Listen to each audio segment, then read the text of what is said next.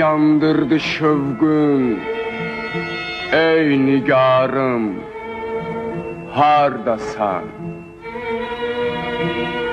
Gözlerim nuri, iki alemde varım, hardasan? Bağrımı qan eylədi acı fərağın, gəl yetiş.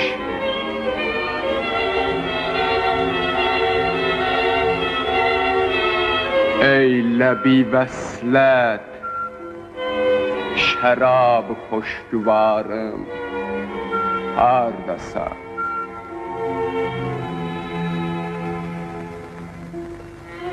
Səndən ayrı könlümə yoxdur vəfalı yarı dost. Ey cəfasız, hüsnü kamil yadigarım,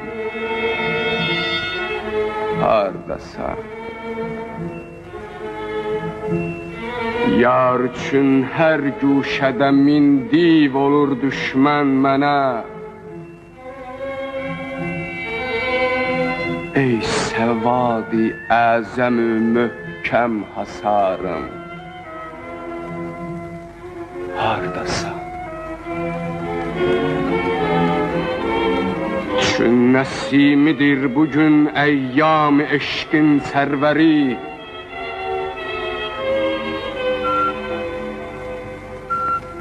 Ey şəkərləb, yar şirin ruzigarım, hardasan?